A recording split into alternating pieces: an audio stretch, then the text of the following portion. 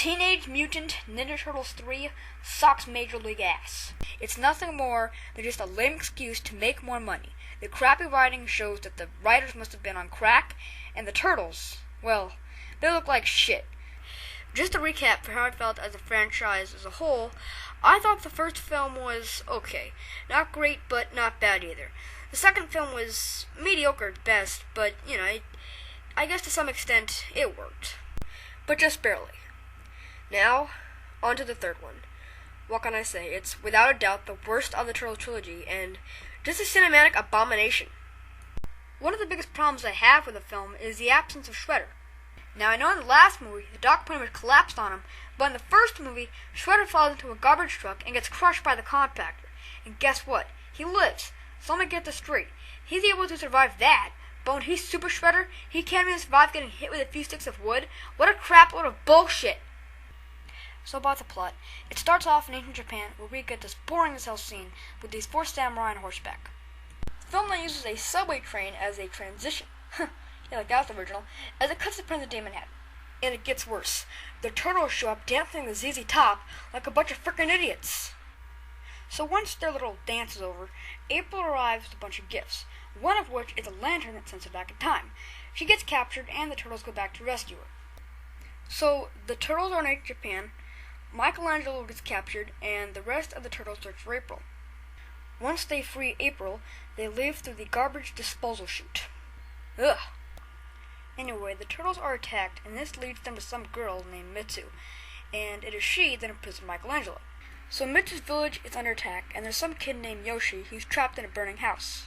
Mikey saves him, and then Leo, who apparently knows CPR, gives us the most disturbing scene in the Turtles trilogy. So of course the kid's okay, and this gains them the trust of the villagers. In a later scene, Raphael, who by the way did not take part in saving little Yoshi's life, becomes his favorite turtle. She gives him the lantern, or scepter, he's been hiding. Here the Turtles are wasting hours and hours looking for it, and Yoshi's had it the whole time. So, now the Turtles can go back home, and this can all be over. Nope. So the bad guys manage to kidnap both Mitsu and April, as well as steal the scepter. The Turtles set out to rescue them, there's a big battle, and here we come to probably the crappiest part of the film, the ending. This guy Walker is trying to escape. He gets fired at, and as he falls, he pretty much implodes into himself. He doesn't even hit the water, he just sort of disappears. Gosh damn, what a shitty effect! And they top it off with a joke so bad, it just hurts me to say it, but here it goes. Yo dude, just like Elvis knew Hawaii. Wow, talk about corny. In fact, this film is full of corny one-liners, such as, I think I swallowed a frog. Hope it wasn't an ancestor. It's Star Trek time. Hey, you're expecting maybe, the Addams Family? Well, okay, but what the hell does this have to do with Star Trek and the Addams Family? I don't see the joke. Anyway, worst of all is this one.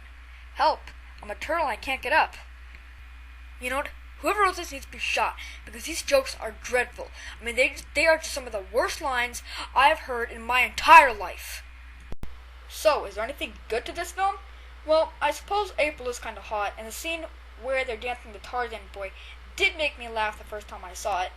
But still, the villains aren't interesting, it lacks the fighting scenes, and overall just creativity that the first 2 films had. It just feels empty.